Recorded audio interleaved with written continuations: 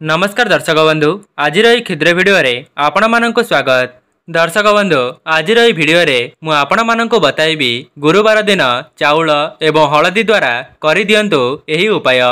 आपणक पाखको एते पैसा आसीजिव जे आपण माने गणी गणी थकिबे। दर्शक बंधु जेमिति आपण माने जानिछंती गुरुवार दिनटी को माँ लक्ष्मींकर दिन बोली माना जाइथाए एवं जो व्यक्ति उपरे लक्ष्मी नारायणकर आशीर्वाद रही थाए से व्यक्ति ता जीवन रे बहुमात्रा रे उन्नति करि थाए।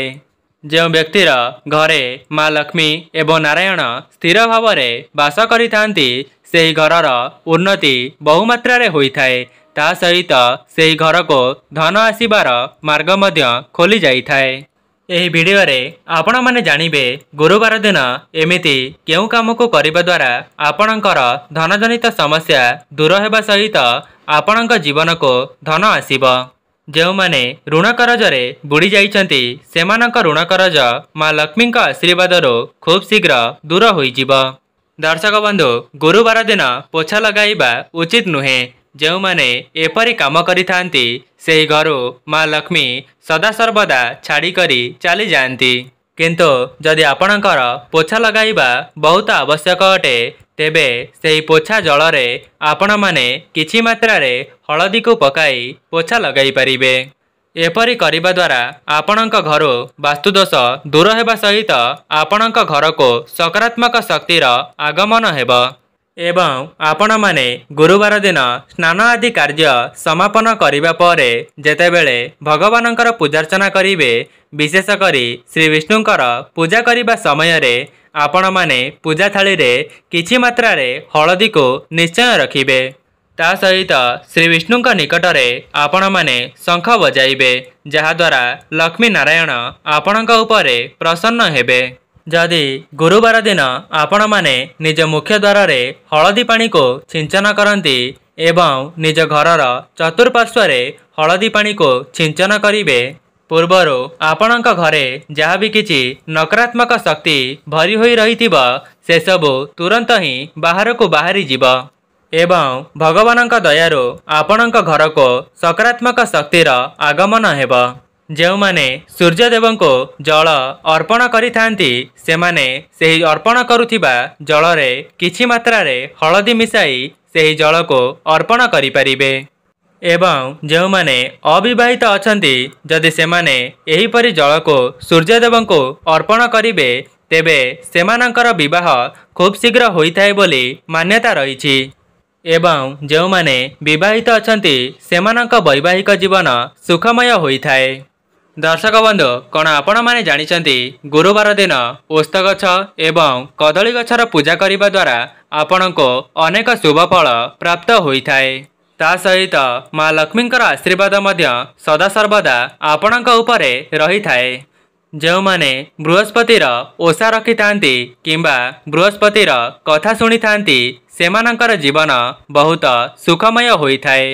दर्शक बंधु मु आपण मानको वीडियोर आगरे गोटिए गोटिए उपाय बताइबी आपणक द्वारा जो उपायटी संभव हेब आपण माने गुरुवार दिन से उपायटी को थरे मात्र परीक्षा करी देखिबे। ज्योतिष शास्त्र अनुसार जो माने गुरुवार दिन तुलसी गछ मूल रे जल को अर्पण करि थांती सेही जल रे किछि मात्रा रे कंचा क्षीर को मिसाई एवं सेथिरे हलदी मिसाई जल को अर्पण करिबा द्वारा आपणक घर को सुख समृद्धिर आगमन होइथाए। दर्शक बंधु जदि आपण माने झाड़ू लगाउचंती तेबे 5 ରୁ 6टी जीरा दाना को तले पकाई झाड़ू लगाई दियंतु एवं समस्त अलिया को नहीं आपणक घरर बाहरे फिंगी दियंतु। एहाको करिबा द्वारा आपणक घरे उन्नति होइथाए। गुरुवार दिन बाहर को यात्रा करुथिले आपणक सहित हलदिया रुमाल को साथी रे नहीं पारिबे नचेत आपण माने यात्रा करिबा समय रे हाथ रे हलदी लगाई यात्रा करंतु। एहा द्वारा आपणकर सेही कार्यटी शुभ मंगल होइथाए। जदि आपणकर भाग्य आपणकर साथ देउ नाही तेबे आपण माने ओम नमो भगवते वासुदेवाय श्री विष्णुंकर एही चमत्कारी मंत्रटी को आपण माने जप करि परिबे। जो मानकर भाग्य खराब होई थाए किंबा सेमाने तांका जीवन रे उन्नति करि पारु नाहंती तेबे एही मंत्रटी को उच्चारण करिबा द्वारा सेही व्यक्ति ता जीवन में बहुमात्रा उन्नति करिथाए। जेमिति कि आपण माने जानिथिबे गुरुवार दिन तुलसी गछर बहुत अधिक महात्म्य रही थाए, जेहेतु माँ लक्ष्मींकर अन्यतम स्वरूप बोली तुलसी माता को माना जाई थाए। ता सहित तुलसी को श्री विष्णुंकर पत्नी बोली मध्य कुहा जाई थाए। एवं जदि आपण माने लक्ष्मी नारायणकर विशेष आशीर्वाद पाइबा पई चाहुचंती तेबे प्रत्येक दिन तुलसी पत्र को आपण माने श्री विष्णुंका चरण रे अर्पण करिवे। तेबे जेउ माने ऋण करजरे बुड़ी जाइछंती सेमानंकर ऋण करज सुझी जिबा सहित सेमानंक जीवन को धन आसीबार मार्ग खोली जिबा। सेही व्यक्ति समाज रे निजर आधिपत्य विस्तार करिथाए। जेउ मानकर विवाह रे विलंब हेउची किंबा विवाह हेबा पई कोनोसी असुविधा देखा देउची तेबे आपण माने गुरुवार दिन हळदिया रंगर मिठा खाई आपण माने यात्रा करंतो एवं आपण माने विवाहर प्रस्ताव नहीं करी जानतो। देखिबे आपणकर विवाहटी खूब शीघ्र समापन हेबो। गुरुवार दिन गोटिए लाल कपड़ा रे 5टी कौड़ी किछि गोलाप पाखुड़ा एवं अक्षत देई गोटिए पुटुली को प्रस्तुत करिवे एवं सेई पुटुली को नहीं माँ लक्ष्मी निकट में अर्पण करिवे एवं सेई पुटुलीटी को नहीं आपणकर जो जगार धन रखुचंती सेई धन रखुथिबा स्थान रे रखी दियंतु। एहाको करिबा द्वारा आपणकर धनजनित समस्या दूर हेबा सहित आपणक घरे धनर वृद्धि होइथाए। गुरुवार दिन श्री विष्णु को हलदिया रंगर फूल एवं धनिया अर्पण करिवे। देखिबे एपरी करिबा द्वारा आपणक जीवन रे केबे हेले भी सुख समृद्धिर कमी हेब नाही। ता सहित आपणक जीवन रे जहाँ भी किछि कष्ट जंत्रणा भोग करुचंती से सब मध्य दूर होई जिवो। गुरुवार दिन श्री विष्णु निकट में कदली एवं अन्य कौनसी फलमूलर भोग लगाइले आपणकर संपर्क रे मधुरता आसी थाए। दर्शक बंधु गुरुवार दिन आपणक मुख्य द्वार बाहर पटे जदि हलदी द्वारा 2टी स्वस्तिक को अंकन करिवे तेबे आपणक घर को सकारात्मक शक्तिर आगमन हेब। ता सहित देवादेवी माने आपणक घर को आगमन करिवे। जेमिति कि सकारात्मक शक्ति आपणक घरे प्रवेश करिबा द्वारा आपणक जीवनरो समस्त दुख जंत्रणा मध्य खूब कम समय मध्य दूरीभूत हेब। जो माने चाकरी क्षेत्र रे प्रयास करुथिले सेमानंको तांका चाकरी क्षेत्र रे शुभ फल सुनिबा पई मिली पारे। जदि सेही स्वस्तिकटी को अंकन करिबा सहित आपण माने माँ लक्ष्मींकर पादपद्म को मध्य अंकन करिवे तेबे माँ लक्ष्मींकर स्थिरवास आपणक घरे सदा सर्वदा रहिबो। जेउ मानकर व्यापार वाणिज्यटी भल चलु नाही तेबे आपण माने हलदी सहित किछि चना डाली को मिसाई आपणक घर पाखरे थिबा कौनसी मंदिर रे बसिथिबा भिकारी मानको दान करि दियंतु। देखिबे एही उपायटी करिबा परे आपणक व्यापार वाणिज्य रे शुभ फल देखिबा पई मिली पारे। दर्शक बंधु जदि आपण माने स्नान करुथिबा जल रे किछि मात्रा रे हलदी मिसाई सेही जल रे स्नान करिवे तेबे आपणकर भाग्य खूब शीघ्र परिवर्तन होई जिवो एवं आपणक निकट को कौनसी गुप्त धनर आगमन हेब। दर्शक बंधु जदि आपणकर विवाह रे विलंब हेउछि तेबे गुरुवार दिन ओस्त गछर मूल को जाई गोटिए घियर दीप को प्रज्वलन करिवे एवं आपण माने सेही दीपटी को प्रज्वलन करिबा समय रे आपणकर असुविधा को ओस्त गछ मूल रे जणाई देबे।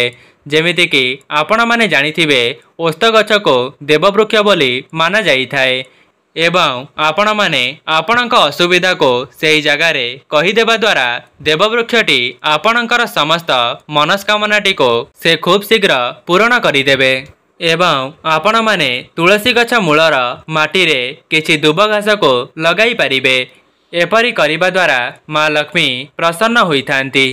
जो माननको राति रे खराब स्वप्न आसुची तेबे से माने गुरुवार दिन निज तकिया तले एक खंड हलदी को रखी सोई जांतु। देखिबे आपणकर खराब स्वप्न आउ आसीब नाही। जो माने निज मुख्य द्वार रे सर्वदा कलश बसाई थांती तेबे से माने गुरुवार दिन सेही कलश रे हलदिया रंगर फूल को देबे। जहाद्वारा माँ लक्ष्मींकर आशीर्वाद विशेष भाव सेमानंक उपरे रहिथिब एवं ता परदिन सेही कलशर पानीटी को कौनसी गछ मूलरे ढाली देबे।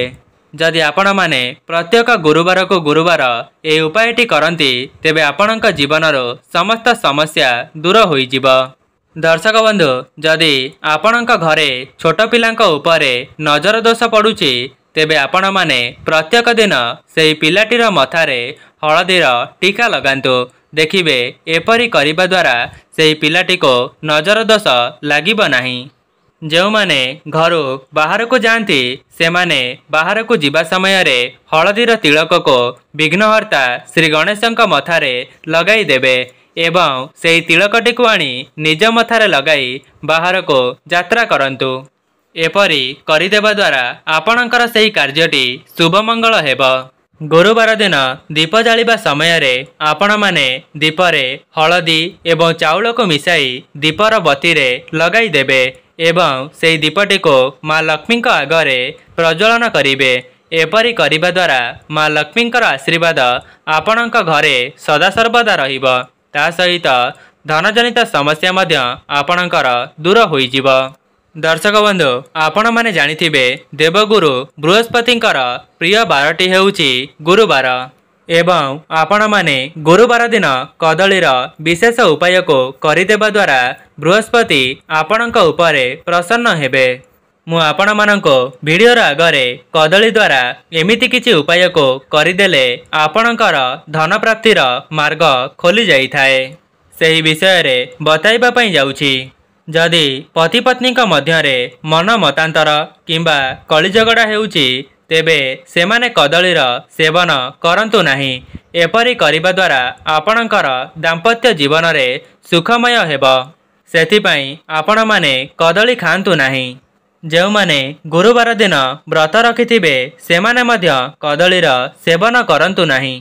वैवाहिक जीवन एवं भाग्यर देवता हेउछंती देवगुरु बृहस्पति।